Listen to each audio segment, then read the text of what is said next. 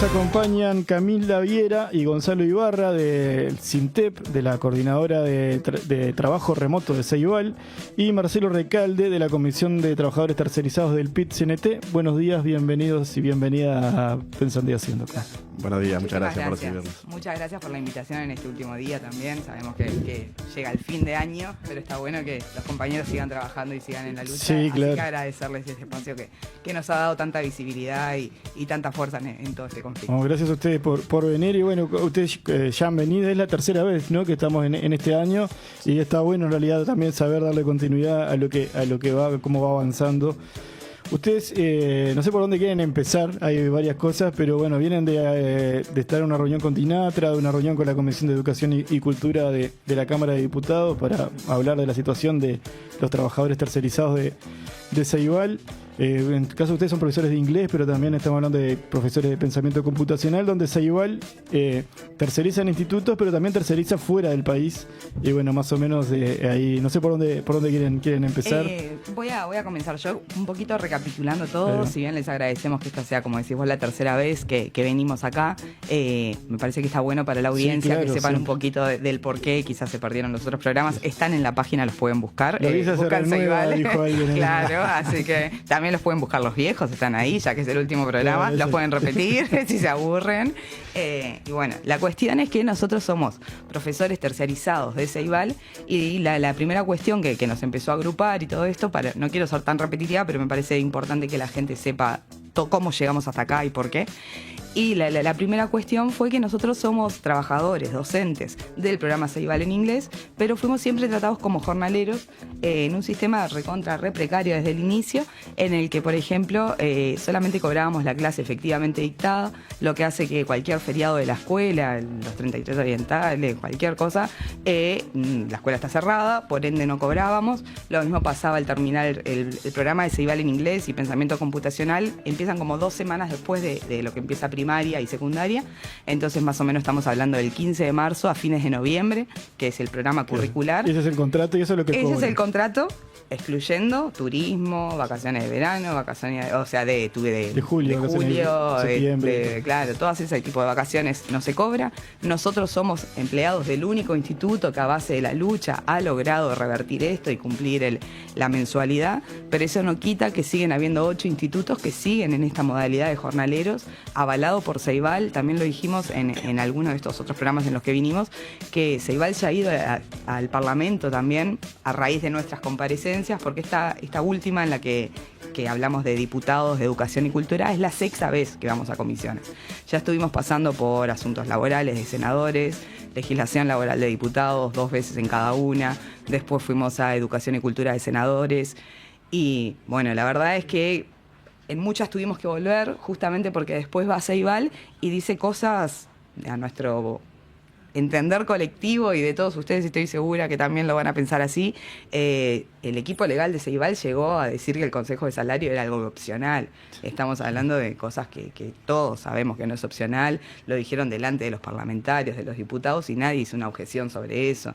Entonces por eso fue necesario volver al Parlamento a decirle, muchachos, ustedes son los políticos, claro, sí. Ustedes tienen que marcar ciertas canchas. En la Dinatra, durante los 3 años de negociaciones por nuestro sindicato, por nuestro pequeño núcleo, digamos, IH, que es el único que cumple, con el gobierno anterior y todo eso, ya lo dijimos, fue algo bastante trancado, en el que el ministerio venía muy lento. Lo dije la otra vez y lo repito, se parecía más a una cosa de catarsis colectiva y que nos escucharan y no avanzar. Y ahora la verdad que teníamos otras expectativas con lo que iba a ser la Dinatra, pero estamos un poco en la misma situación, en aguantar la pelota, en demorarla, y sorprende porque lo llevamos a muchos lados, en todos lados rompe los ojos, porque la verdad no puedo hablar de esto mucho más difícil. La situación es bastante clara, hay 600 puestos de trabajo afuera, en un país que considero y que sabemos todos nosotros que no nos sobran los puestos de trabajo, sino que todo lo contrario. Tenemos a su vez un montón de lugares donde están quedándose sin desempleo. Tenemos una huelga de hambre enfrente al Palacio, al Poder de la Presidencia. Y y 600 puestos afuera con la plata que ya está puesta, con la plata que ya está. O sea, no es un tema presupuestal de fondos que no hay, sino que fondos que hay y que se van directamente para afuera, sin aportes a nuestra seguridad social, teniendo compañeros acá que van a estar hasta marzo esperando que pase, sin seguro médico. Nosotros ya vivimos todas estas. Yo embarazada estuve sin seguro médico, mi compañero lo mismo cuando tuvo que operarse. Es algo... Todos los diciembres nos enfrentamos a posibles despidos. En febrero nos tocó lo mismo, vinimos acá porque fuimos los representantes del núcleo pionero, que Ceibal directamente decidió ponernos en esa lista, y eso hizo que comenzara todo este recorrido por diferentes lugares, porque es una injusticia, y las injusticias hay que tratar de pelearlas, y lo colectivo es lo que hay que hacer, es en lo que creemos, y me parece que no hay otra forma que buscar la fuerza política, la voluntad política, es en realidad la palabra, la voluntad política para solucionar esto, porque todo lo demás está. Cada vez que nos hemos presentado en estas 6 veces al Parlamento, hemos llevado tanto los problemas como una hoja de solución. O sea, no es un imposible, no estamos ante algo que no se puede arreglar. Lo que pasa es que se ve que, esto ya es mi opinión, es tanto el interés por mantenerlo tapado que no están mirando la foto completa. En realidad, ¿no? Ceibal tiene una buena imagen, y en realidad capaz que es sacar esto a luz de algo que parece una política de Estado. En realidad, bueno, hay errores, se puede llegar a solucionar. Bueno, además, no sé si ya pasara esto, pero ustedes tenían una propuesta, ¿no? Pasó lo de Alórica, que es un call center, ¿no? Es un call center que estaba trabajando para Verizon y para otras campañas dentro de Aguada Park. Bien. TikTok, por ejemplo, también. TikTok, por ejemplo, sí, como para hacerlo más conocido para la gente. Y en realidad, bueno, 600 trabajadores y trabajadoras fueron enviados a seguro de paro. Y bueno, ustedes fueron con una propuesta, por eso, cuéntenos un poco la propuesta. Exactamente. La idea fue, primero, comenzamos por estas irregularidades que Ceibal estaba teniendo, cuidando los derechos de los trabajadores aquí en Uruguay. Cuidando también la protección de las infancias, porque también en este proceso hemos descubierto que hay profesores que no tienen ninguna certificación de no ser abusadores o están inscritos en registro de violadores o abusadores desde el exterior, entrando. Sí, no sabemos ni siquiera si existen. Ni siquiera existen, sabemos. Por ejemplo, hay empresas que han sido otorgadas con pliegos con la licitación para dar ciertos cursos que ni siquiera tienen los trabajadores. Vemos constantemente en diferentes redes sociales que esos institutos están buscando gente, están desesperadamente buscando gente en Argentina, por ejemplo, diciendo que es para Plan Ceibal de Uruguay porque no logran conseguir la gente, porque como respuesta al modelo que plantea Ceibal, no logran retener el personal. Es imposible retener un personal pagándole solamente ciertos meses, pagándole solamente por clase dictada, cuando la mayoría de las veces no depende de ti si puedes dictar o no la clase. Entonces, nosotros encontramos allí, primero, protegiendo a estos compañeros de aquí, encontramos esta posibilidad de que una masa de 600 trabajadores con las competencias requeridas para trabajar en Ceibal, conocimiento de inglés excelente, conocimiento de herramientas informáticas necesarias para trabajar en Ceibal también excelentes. Entonces, vimos el espacio, vimos la oportunidad, vimos la capacidad ociosa, vimos la posibilidad de repatriar empleos, y allí fuimos, consultamos a los compañeros, primero de Alórica, claro. Nos pusimos en contacto con ellos mostraron una predisposición realmente que a nosotros nos sorprendió con la alegría que tomaron la noticia de no querer estar ya en seguro de paro y poder convertir su trayectoria, retransformar su camino laboral en la educación.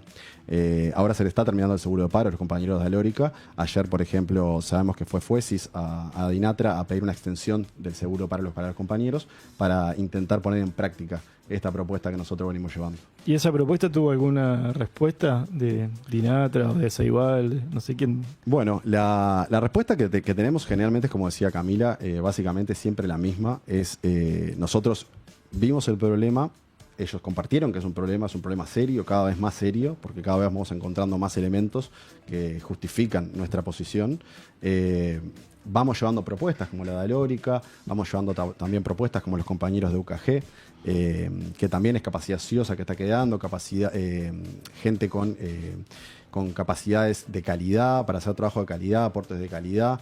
Y siempre tenemos es verdad, es cierto, es entendible, pero lo que notamos es una suerte de impotencia institucional, de decir, bueno, sí, esto es así, de sorprenderse, de agarrarse la cabeza, de seguir recorriendo algunos trayectos institucionales, pero vemos una impotencia institucional que en realidad está como que se se convierte en derrotismo en cierta medida, porque nosotros encontramos las soluciones, generamos las articulaciones, nos unimos con otros sindicatos, nos unimos con otros núcleos, creamos bolsones de trabajo, creamos todo esto, y el sistema político es un miramiento nada más, es una observación de lo que está mal.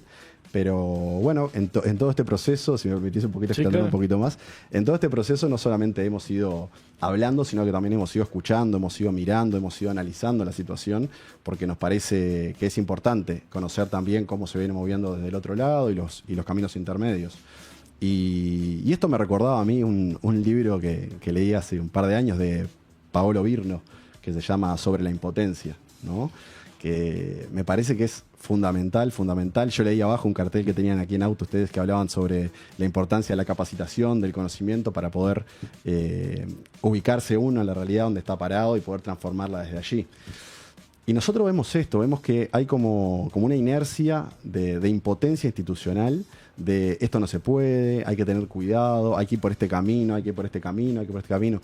Y nosotros lo que vemos es que la embestida desde el otro lado, desde el lado del poder, es tan extraordinaria que no amerita soluciones ordinarias, amerita acciones extraordinarias, amerita experimentación, amerita más unión, amerita más seguridad. Y lo que vemos es un miedo a dar un paso en falso sobre ya miles de pasos en falso que daban con este programa y con demás programas. Entonces, nosotros vemos que ante esta impotencia, el cuerpo político se ha movido con la aceptación de, bueno, esto pasa, es así, siempre va a ser así y no va a cambiar, de adherirse, ¿no? De adherirse al movimiento, de decir, bueno, sí, yo defiendo esto sin saber bien por qué se defiende, por qué no, quizás por cuestiones sectarias, por cuestiones de chakra, ¿no? O vemos la evasión. No quiero hablar de esto, nos cruzamos muchos parlamentarios que nos ven en el Palacio Legislativo y nos eluden o tratan de tomar otros caminos, ¿no? Y lo que no vemos es resistencia. Lo que no vemos es resistencia, que es la cuarta salida ante esta. Entonces nosotros estamos intentando, hemos encontrado muchas personas en el camino, por ejemplo Marcelo en la CTT del PCNT, de otros sindicatos también, personas dentro de instituciones, pero son las menos las que tienen esta actitud de resistencia. La mayoría está en una actitud de aceptación, de adhesión o de evasión completa. Entonces nosotros lo que aspiramos es a seguir generando articulación, unión, para generar soluciones extraordinarias ante situaciones extraordinarias. Bien. Marcelo, no sé, la CTT también participó de estas reuniones de Dinatra, y no sé esto con la experiencia que tienen ustedes del trabajo tercerizado, ¿qué les parece esto que está pasando en Ceibal? Bueno, primero agradecer a las compañeras y compañeros de AUTE por el espacio. AUTE integra la CTT del PCNT hace muchos años, ahí está en este momento ya hace varios años Alexandra Acosta, en representación de AUTE. Hemos estado acá infinidad de veces tratando... Estábamos ya en la 30. Sí, exactamente. Es verdad, este es un tema muy complejo, ¿no? Primero saludar la lucha de las compañeras y compañeros de la coordinadora de trabajo tercerizado de Ceibal, que ahí hay un poco de todo. No es fácil la situación de ellos. Nosotros, por supuesto, estamos como corresponde, como PCNT y órgano que tiene voz en este tema. La comisión viene trabajando orgánicamente en el PCNT desde el año 2013, desde abril. Y nosotros hemos llevado, ya de anterior, antes de que se conformara la CTT, una posición a los congresos.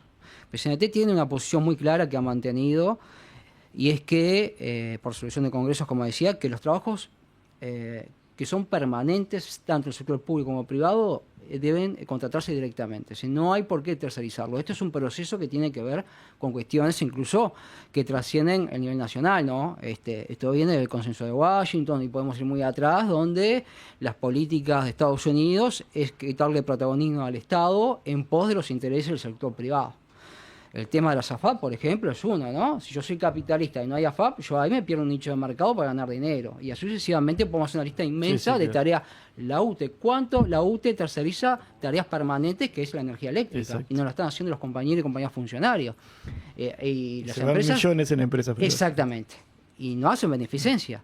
Esta discusión tiene que ver con el rol del Estado y esa mentira que, bueno, hay muchos seguidores de Goebbels, ¿no? Miente que algo quedará. Es decir, el Estado es pesado, los funcionarios públicos no rinden y se lo damos al sector privado. Pero vos bien decías, ¿cuánto nos cuesta mantener todas esas empresas en el Estado? Y nosotros hemos estudiado en distintos sectores y es más caro la tercerización que tener funcionarios o funcionarias presupuestados, es mucho más barato.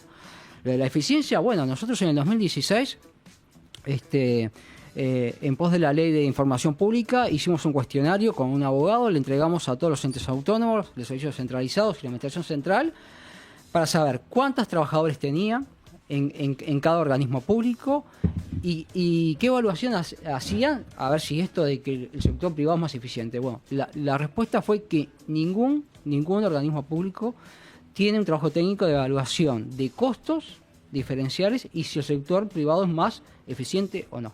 Por lo tanto, tenemos que ser claros, esto habla de una irresponsabilidad del Estado al momento de gastar dineros públicos que son de la población, los organismos públicos son de la población, no son del gobierno de turno, y no ha evaluado. Entonces, acá lo que visualizamos como tema de fondo, el origen de esta enfermedad, que son los procesos de tercerización, es una defensa de los intereses del sector privado. Y esto tiene que ser materia de todos los sindicatos de instalar esta discusión a nivel nacional, porque si no va a ser difícil desatar este nudo que tenemos, ¿no? Nosotros tenemos todo un aparato paraestatal, nosotros en las últimas mesas representativas y estuvimos reunidos con Marcelo Eudal, el presidente, y, en pos de retomar una agenda claramente por el cambio de gobierno. Eso implica que el movimiento sindical debe volver a replantear ciertas discusiones, y nosotros manejábamos una cifra que el prosecretario de presidencia de uno de los gobiernos Vázquez, él en una entrevista hablaba de 150.000. El compañero Marcelo Abala decía, nos estuvimos reunidos con mesa de públicos y los compañeros, y el Costa Duarte hablaba de arriba de 200.000. Eso habla de un aparato paraestatal, el Estado propiamente dicho, y todo un aparato paraestatal que nos cuesta mucho dinero, pero que precariza a los trabajadores. Lo que está pasando con los compañeros es uno de los síntomas pero lo tenemos en toda la discusión de todos los organismos públicos, todos tercerizan, algunos más, otros menos, pero hay incrustado todo un proceso y en general, salvo algunas excepciones que son ínfimas, esto va en un proceso de precarización. Entonces, la realidad que nosotros como Comisión de Trabajo Tercerizado es, bueno, vamos a acompañar a los compañeros en este proceso, pero tenemos que discutir con el gobierno qué va a hacer con esto. Nosotros presentamos en el 2016 también un proyecto de ley que entró a través de la Comisión de Legislación del Trabajo de la Cámara de Diputados, que se votó afirmativamente, pero después se encajonó y no se discutió. Es misión de la CTT, de la Comisión de Trabajo Tercerizado del PCNT, instalar esta discusión para evitar estos problemas, porque hoy son 500 y pico, 600 compañeros, pero ¿qué va a pasar? También visualizando la rendición de cuentas, como viene, ¿no? Pero ahí nosotros lo que decimos es, no es gastar más, sino gastar diferente. Nosotros tenemos que empezar un proceso de destercerizar para evitar estos problemas, porque además, ¿con qué autoridad moral el Estado le dice al sector privado que cumpla con los trabajadores, que haya buenas condiciones de seguridad, de empleo, etcétera, cuando el Estado es el mayor precarizador? El que más precariza hoy a través de los procesos de tercerización es el Estado. Tenemos Ceibal está bajo la órbita del Ministerio de Educación y Cultura. Y yo me pregunto, ¿y qué dice el Ministerio de Educación y Cultura? ¿Qué dice el ministro sobre este tema? Es una situación muy grave. Cuando nosotros vemos los números de lo que se gastó, los compañeros trajeron los números a la comisión, empezamos a analizar, bueno, esto no es un tema de costo. ¿Por qué terceriza? Nosotros entendemos que Ceibal nació como una herramienta nueva en ese periodo 2005-2010 y todo el proceso, pero estamos en el 2025, ya terminando, vamos a 2026. Bueno, capaz que Ceibal y el Ministerio de Educación y Cultura debe replantearse cómo va a trabajar esos planes de educación para primaria y secundaria. Pero además de eso, y termino con esto, los compañeros de Sintep y una reunión que tuvimos ahí en el PCNT, hablaban de que esto es ilegal, ¿no? Tenemos una normativa que prohíbe que desde el extranjero, no extranjeros, me corrijo, impartan clases a los jóvenes y a los niños. Entonces, nosotros como PCNT lo que decimos es, bueno, estos pliegos licitatorios que hoy están en marcha deberían darse de baja, porque es ilegal. Sí, claro. ¿Eso es de ANEP? ¿Es una disposición de ANEP o es una bueno, ley? sí, no. En realidad es... La Ley General de Educación, o sea, son varias cosas, el TOCAF, la Ley General de Educación, justo lo tengo acá enfrente. Está en el artículo 310 de la Ley 19.149, que habla de la capacidad del Estado de contratar personal docente, pero con ciertos requisitos. Por ejemplo, tiene que ser algo temporal, algo tiene que ser excepcional, tiene que ser de forma individualizada y con documentación. Lo que vemos hoy en día y todos estos años es que ha sido todo lo contrario, ha sido de forma masiva, sin documentación y no excepcional, sino que la regla. Por ejemplo, en ese pedido de informes que te dejamos ahí, que fue uno de los que presentamos en la comisión, hay 59 preguntas para Ceibal y muchas de ellas tratan, por ejemplo, cómo hacen con la homologación de los títulos de las personas que están afuera, porque viene un venezolano, un cubano acá y tiene que revalidar todos sus títulos. ¿Cómo hacen con estos casos? Después también una preocupación real como docentes que trabajamos con niños y con adolescentes es, acá hay un registro nacional de no están inscritos en el registro de violadores, de abusadores sexuales. Nos parece bien que a nosotros todos los años se nos pida, porque bueno, es una garantía para los chiquilines con los que trabajamos. ¿Cómo lo hacen con los que están afuera? O sea, sabemos que Fiorella Jaín, que es la presidenta de Ceibal, dijo en versiones taquigráficas del Parlamento que ellos se preocupan por toda la parte técnica, por toda la parte de llevar la infraestructura, el internet, todo eso a los países en el exterior, pero la parte real, humana y la que está con los niños dando las clases, eso pasa. Y eso es una ilegalidad. Entonces ya no es que no nos parece bien el modelo pedagógico, que tenemos dos versiones, sino que estamos hablando de cosas que están ilegales y que es la necesidad de solucionar algo que es inminente. Lo decíamos así en la comisión. Estamos esperando que ojalá nunca pase, ¿no? Pero ¿qué pasa? Hoy por hoy los abusos, también lo hablamos acá antes, no son solo físicos.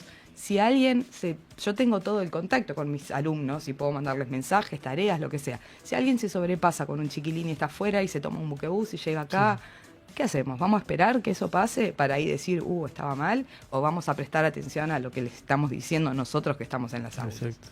Perdón, Marcelo, que te acordé que querías cerrar ahí. No, está perfecto. Esto es un tema muy importante porque, a ver, no podemos, si bien Ceibal es una paraestatal, es privado pero interés público y pertenece al Estado, Ceibal no puede hacer lo que quiera, tiene que manejarse dentro de la norma, ¿no?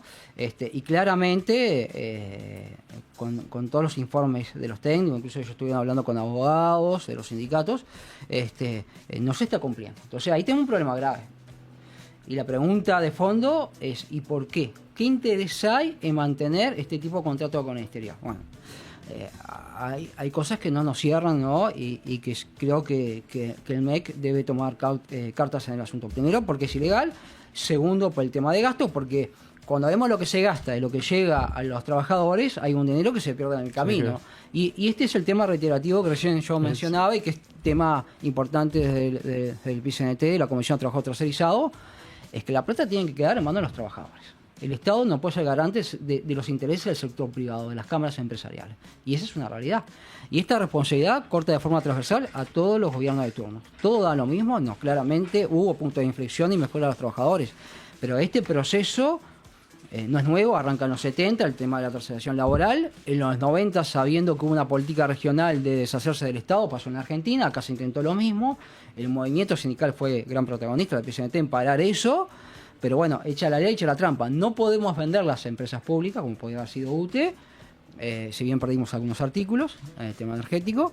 Pero ¿cómo hacemos para el sector privado? Y tercerizamos.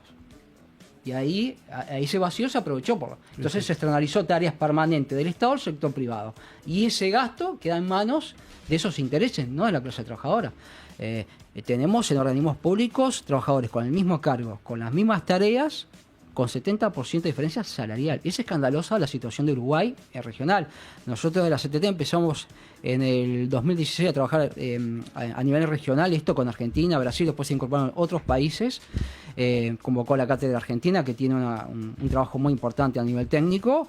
Y ellos se asombraban porque, claro, Uruguay siempre es sinónimo de referencia de derechos laborales, de derechos sociales, ha sido pionero a nivel mundial, en muchas cosas fuimos los primeros en el mundo.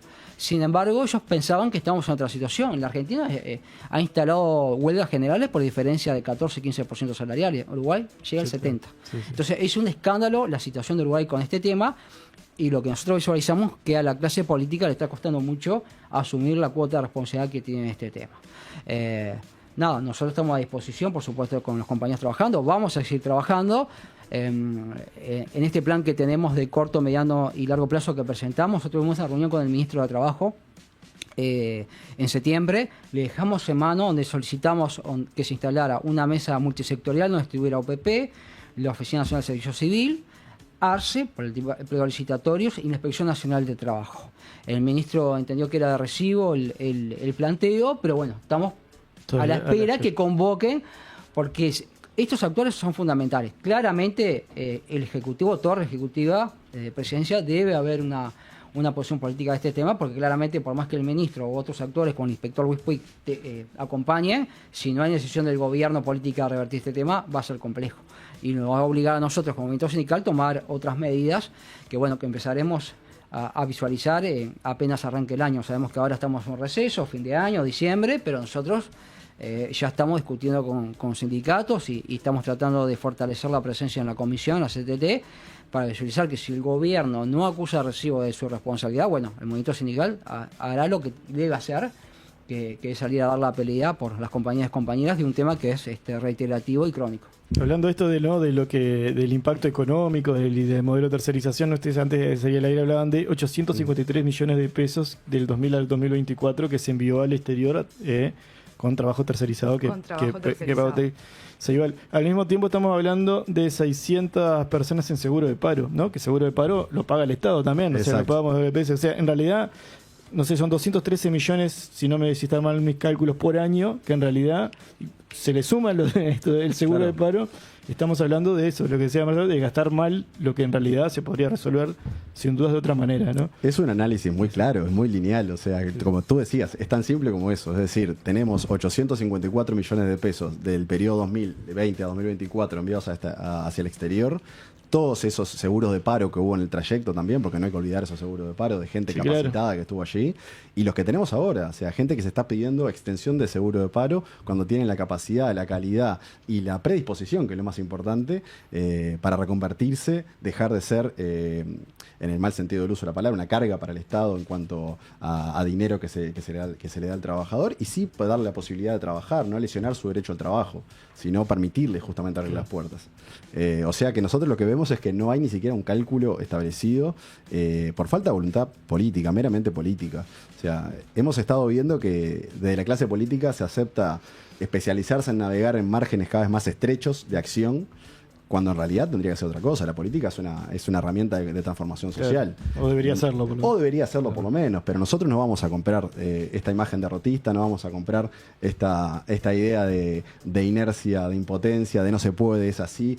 Todo lo contrario, nosotros vamos a seguir yendo hacia adelante porque vemos que es algo que pasa en todas las áreas de trabajo, vemos que es algo que pasa en la región, pero también que pasa en el mundo, que es saberse que no es uno el que siente esta incapacidad de poder poner en práctica sus capacidades, de poner en el público su palabra, su voz, sino que esto es algo estructural. Ayer hablábamos con Fabio Riverón un ratito luego de la salida después del Ministerio de Trabajo, que hay que hacer entender a las personas que esto es algo estructural. Esto no es una coincidencia que todos estamos sintiendo igual, sino que esto es algo buscado, algo que se está generando a nivel social, y que nosotros tenemos que empezar a hacer nosotros mismos esas llamas que eviten comprar este discurso derrotista.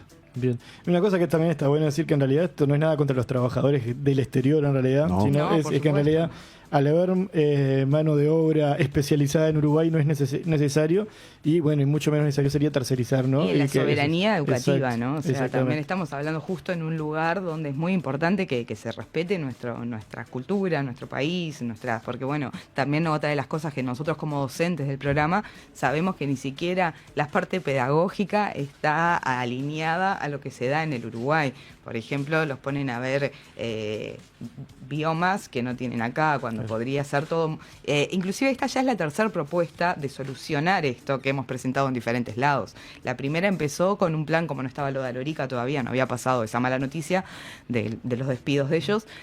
Al principio lo pensamos porque se acercaba mucha gente del interior diciendo, yo estoy en Artigas, soy profesor, que eso también es una realidad y que también es otra solución, otra posible solución a esto, que es sacarlo todo de Montevideo, porque sí, Ceibal puede poner los aparatos en Paraguay, en Perú, en Argentina, los puede poner en Bella Unión, los puede poner en Salto, donde hay gente capacitada, quizás casi capacitada, y la pueden ayudar a capacitarse. Otra de las preguntas que teníamos, el plan Ceibal en inglés ya cumple 18 años. En 18 años, si realmente era que no habían docentes, a nadie se le ocurrió formar docentes, sí, claro. ¿No? O sea, Bueno, ahora traemos la idea. Quizás es un poco tarde, pero estamos a tiempo de poder recuperar el barco y recuperar lo que todos creemos, como decías vos, ¿no? Lo que todos creemos de Ceibal, ¿para qué nació? Para hacer algo democratizador, que llegue a los chiquilines, para poder achicar las brechas. Y sin embargo, lo que termina pasando son estas cosas locas, de decir, ¿por qué tengo docentes afuera? También el niño recibe un tipo de clase si tiene un docente uruguayo o si tiene un docente de otro lado. Hay muchas cosas que se están jugando que son márgenes muy finitos. Lo más fuerte que tenemos nosotros, creo yo, es la fortaleza intersindical y de compañeros que hemos alcanzado hasta ahora. Y a su vez tenemos también un problema directamente con la DINATRA que está generando una situación de indefensión a nosotros, porque nosotros no podemos negar que fuimos en febrero los 8 que estuvimos puestos en una lista porque sí. Y no fue nuestro instituto, porque siempre está esa, ¿no? Es el instituto, yo no te contrato, no fui yo. Acá vino Ceibal. Claro, fueron trabajadores. Acá vino Ceibal directamente y dijo, a estos 8 no los quiero más. Preguntamos por qué, por problemáticos. En la DINATRA, no en una placita, no en el instituto, ahí frente a los representantes. Eso quedó como que no pasa nada. Y a mí no me gusta que me metan en una lista cuando yo no hice nada. Y cuando además yo venía de una licencia psiquiátrica, porque en mi lugar de trabajo me venían persiguiendo por sindicalista. Entonces tenía una compañera la cual tuvo un bebé, también estaba en esa lista. La mejor docente que hay, la pionera en todo esto, estaba en esa lista por haber quedado embarazada. O sea, es cosas... Sí. Que decís, bueno, no, o sea, un límite tenemos que poner, no nos pueden dejar, no nos podemos dejar tocar así y no hacer nada, ¿no? Ese es el primer paso. Después de eso, con el dolor, con todo lo que genera, porque yo llevo 10 años trabajando ahí, y saber que te maltraten de esa forma y sacarte la venda de decir, bueno, no es solo el privado, es Ceibal, claro. Es Ceibal el que tiene el problema conmigo. Es doloroso porque yo realmente creo en el programa y creo en las cosas buenas que tiene el programa y las puedo defender, y si tuviéramos mucho más tiempo podríamos hablar 2 horas y media de todas las cosas lindas que tiene, conectar con esos gurisitos que están lejos, que pueblitos que quizás nunca hubiera conocido, siendo honesta porque soy de acá, pero me llenó mucho y es muy lindo trabajar con gurises. Pero no podemos quitar eso del foco, ¿no? Ahí empezó todo. Después de eso empezamos a descubrir muchas más cosas que nos exceden, que nos rompen los ojos, que decís, ¿cómo puede ser que todo esto esté pasando y que encima la DINATRA nos pida a nosotros el marco legal por el cual Ceibal está incumpliendo la ley? ¿No está lleno de abogados ahí? Sí, claro. Yo no soy profesora de inglés, yo qué sé, ¿viste? Llega un punto en el que uno dice, esto me está generando una indefensión, o sea, todo esto me está pasando acá y soy yo la que tengo que darte el marco legal. Sí. Vamos arriba, alguien puede trabajar acá. Ayer nos enteramos que lo que hicieron, la DINATRA, lo marco de nuevo porque no considero que Fuesis haya sido culpable, sino que es la DINATRA quien considera segmentar estas reuniones, y en vez de convocarnos a nosotros en la mesa, como veníamos siendo, en la última mesa estuvimos la CTT, Marcelo Abdala, la CESEU, Sindicato Ceibal, Alorica, Fuesis, toda esa gente es la que estamos acá por esto. Pues la DINATRA decide citar solamente a Fuesis para tratar nuestro proyecto sin siquiera a los trabajadores de Alorica. Sí. No va a funcionar. ¿Qué es lo que están tratando de discutir ahí? Cuando salimos les preguntamos a nuestros compañeros qué pasó, y nos dicen lo que la DINATRA quiere es mantener el grupo 16 separado. El grupo 16 es nuestro grupo. Yo no puedo dejar a la gente que se quedó sin trabajo la semana pasada y decirle, aguanten chicos hasta marzo que ahí vuelven a tener trabajo. O sea, la gente que nosotros representamos no tiene trabajo hoy. Y los 600 de Alorica, esto me parece recontra importante que hay, porque el compañero delegado en la última convención parlamentaria resaltaba eso, lo que generó, la alegría que generó para esa gente que está en seguro de paro, que todos supongo en algún momento lo han vivido, yo lo he vivido teniendo hijos, y que es un momento que no está para nada bueno, porque uno sabe que eso se corta, que después sí o sí vas a tener que salir. Él hablaba mismo, éramos 600 compañeros y ahora somos 600 competencias, porque quieras o no salís al mismo lugar a buscar trabajo, ¿no? A los mismos lugares, o sea, son situaciones duras. Y esto le generó a ellos una alegría, o sea, al decir, bueno, hay una posibilidad, hay otros compañeros que ni nos conocían y que dijeron, che, acá hay un potencial, podemos armar algo. Entonces, la fuerza es la organización. Exacto. Y esto desarma esa organización en realidad, esta última decisión. Exacto, eso es lo que vemos nosotros, que frente a esta organización, unidad y articulación, lo que se busca es un desarme del frente sindical que está llevando adelante esta lucha. Pero como decíamos, hay que buscar en situaciones singulares, soluciones singulares. Nosotros estamos tratando de recorrer todos los caminos institucionales, pero también ir intentando crear nuevos caminos y reutilizar viejos caminos utilizados también por el frente sindical para poder generar un frente de lucha realmente efectivo. No un frente de lucha que esté pensando en qué movimiento se genera para ver quién tiene más fuerza. No, estamos en una situación en que estamos siendo todos los trabajadores embestidos. Entonces o nos quedamos discutiendo de qué color va a ser la bandera que pongamos cuando hicimos en la victoria, o empezamos a ver de qué manera llegamos a esa victoria. Bien, yo tengo acá que ustedes hicieron un pedido de investigación sobre la tercerización docente pública en Ceibal. Esto se presentó hoy en la Comisión de Educación y Cultura de Diputados. ¿Esto saben ustedes si llegó a Ceibal, si se va a hacer esa investigación? ¿Qué novedades tienen? Es una muy buena pregunta, porque nosotros en esa instancia, mi compañera aquí les recordó en un momento que ya no precisamos solamente que se enviara el acta taquigráfica a Ceibal, sino que realmente se trabajara en base a estas preguntas, que el Estado se pusiera a trabajar sobre estas preguntas junto a Ceibal. Nosotros hemos estado recibiendo a las abogadas de Ceibal, que lo único que hacen es repetir un discurso de esto no se puede, esto no se puede, esto no se puede. Le presentamos contraargumentos, no sabemos, tenemos que ver, nos pueden mandar las preguntas por mail. Entonces lo que hicimos nosotros fue, bueno, vamos a acelerar este proceso, vamos a poner en conocimiento público, en conocimiento político, todas estas preguntas que nosotros tenemos sobre Ceibal, vamos a ver qué pasa. La realidad es que la Comisión de Educación y Cultura no envió la acta taquigráfica. Antes, por lo menos, envió la acta taquigráfica a Ceibal. Esta vez ni siquiera se envió la acta taquigráfica. Entonces estamos a la espera de saber qué resolución se toma con nuestra presencia allí, que, como volví a decir, todos nuevamente sintieron y pudieron aceptar la enormidad del problema. Porque es un problema grave, normativamente, pedagógicamente, en tema de soberanía, en tema de protección de las infancias, están puestos en boga ahora este último gobierno, el tema de la salud mental también, porque estamos hablando de trabajadores que están precarizados, trabajadores que en este momento están viendo qué van a hacer en verano. Son 3 meses y medio, muchos de ellos con familia, muchos de ellos que pierden la seguridad médica y tienen hijos a cargo, tienen familiares a cargo. Entonces estamos dejando a personas completamente indefensas en la calle. Y vemos desde el sistema político esta tibieza, digamos, ¿no? Esta indeterminación, este miedo a avanzar, este ver paso a paso. Pero lo que vimos nosotros es que en esta avasalle de derechos, estos 18 años, no hubo un cuidado de ir paso a paso. Fue vamos a más. Y creemos que ahora es un punto clave para que se vuelva a poner los pies en la tierra, para que se vuelva a retomar cuál es la función del Estado, cuál es la función de Ceibal, cuál es la función de un organismo que pertenece al Estado, que responde al Estado como Ceibal. Entonces creemos nosotros que es polarización, un polo de creación de empleo. Creemos nosotros que tiene que ser un puntal en lo que es la innovación, pero con inclusión. No podemos vender un espejo para afuera de que es un sistema innovativo, inclusivo, cuando se mantiene sobre la base de espaldas precarizadas. Sí, claro. Entonces, comencemos con sincerarnos, con hacer el diagnóstico correcto, hacer una cartografía procesal de qué nos trajo hasta aquí, cómo llegamos hasta aquí, y empezar a solucionar.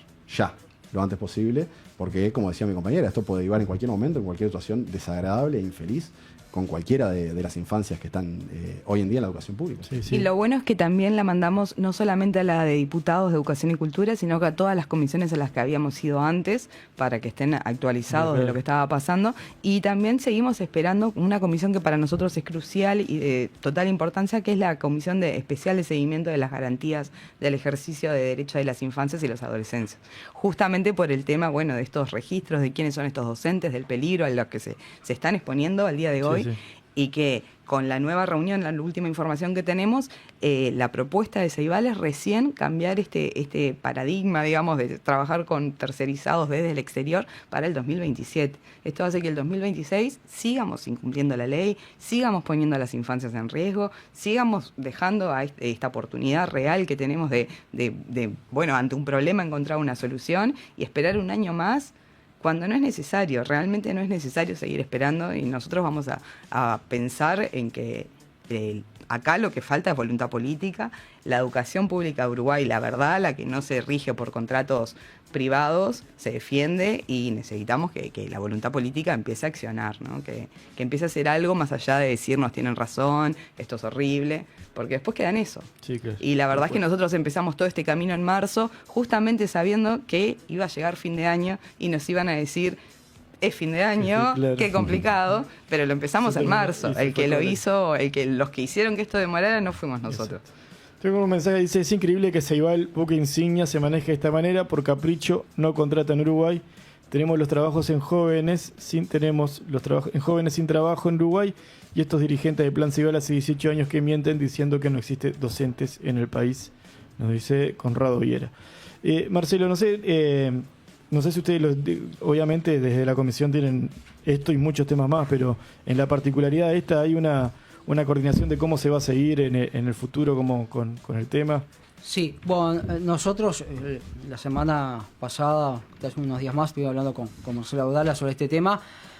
Ahora los compañeros tienen que presentar formalmente a nuestra interna este plan de trabajo, visualizarlo con SEINTEP, con la mesa directiva de SEINTEP, y nuestra postura es clara, lo mencionaba recién. Primero, lo ilegal no puede seguir andando. Nosotros necesitamos que el Ejecutivo, incluso el Ministerio de Trabajo, tome cartas en el asunto, porque en la medida que esto es ilegal, no puede pasar que Ceibal haga que no ve y mandarlos. No es un kiosquito, estamos hablando de una paraestatal, la bancamos todos, es poco serio, ¿no? Sí. Como ir a Dinatra y decir, bueno, los consejos salariales son opcionales, pero ¿dónde estamos? Se instaló en el 2005, 2006 empezó a aceitar, 2008 ya estaban todos los grupos en plena negociación, ya pasamos ese proceso. A mí me preocupa muchísimo que pongamos esta gente a dirigir empresas que son del Estado. Me preocupa muchísimo porque es muy poco serio. Y como siempre, quedan de rehenes los trabajadores. Nosotros estamos acompañados, creemos que es necesaria la reunión con el ministro del Ministerio de Educación y Cultura. Lo hablábamos con los compañeros en la dirigencia del PCNT. Y entendemos que bueno, que si este director de Ceibal no acusa recibo, bueno, capaz que el gobierno tiene que cambiar el directorio. Si no anda, no anda. Equipo ganador se queda y equipo que no anda hay que cambiarlo. Es así. Esto aparte es crónico lo de Ceibal, como decían los compañeros. Esto no es un problema que surgió hace 1 año, 2 años. Hubo un cambio de gobierno, las cosas parece que no mejoraron, empeoraron, pero hay problemas de cómo se maneja. Esto tiene que ver con la discusión, vuelvo, de las funciones que son públicas y que las termina haciendo el sector privado.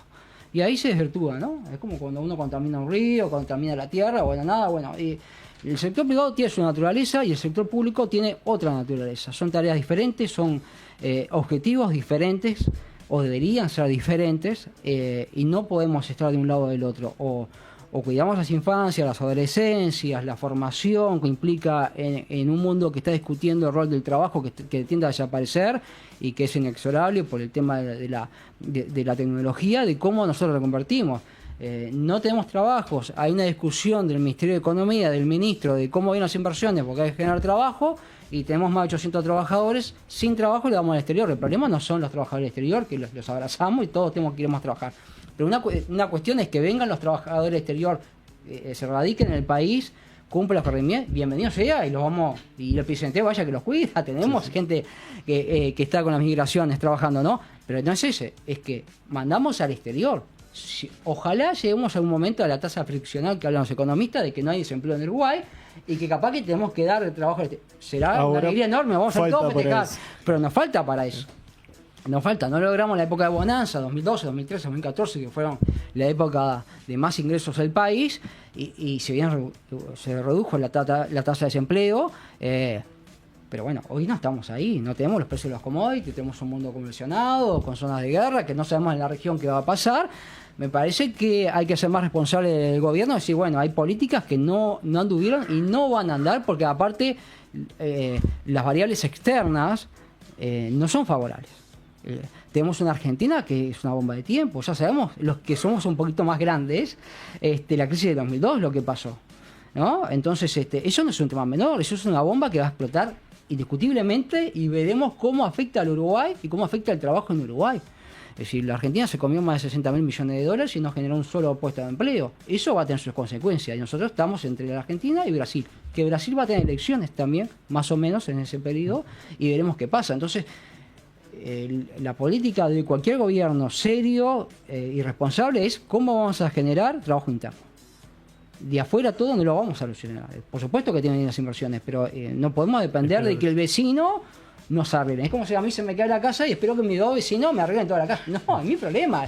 Yo puedo poner colaboración, pero es mi problema, yo tengo que buscar las herramientas para solucionarlo. Y visualizamos con esta discusión de fondo, es que le pedimos siempre al sector privado que arregle temas que son del Estado. Nosotros ahí vamos a acompañar a las compañeras y compañeros en este proceso. Estamos trabajando prácticamente 7 días a la semana con ellos. Ellos son imparables. Me mandan PDF sábado y domingo. Yo los leo, quiero aclarar. Y me gusta leer. Pero ellos están imparables. Son una máquina de trabajo.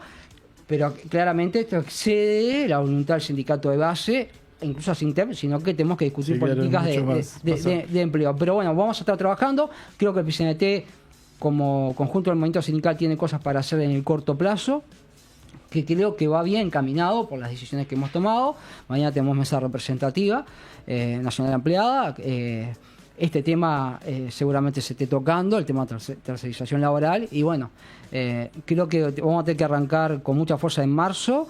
Pero bueno, en estos meses con los compañeros tenemos que seguir trabajando para dar una solución en el corto plazo a este problema. Me parece que acá, si hay voluntad, se puede. No se puede, no se puede porque no hay voluntad. Si le ponemos un poquito de voluntad, cuando hay voluntad política, bueno, se abren algunas puertas. Entendemos que capaz que tenemos que hacer un programa de trabajo de etapa de transición, pero también en los próximos meses, en el corto plazo, visualizar planes para dar soluciones permanentes a estos temas. Ahora este plan, bueno, hay que poner a esos compañeros que están desocupados a trabajar.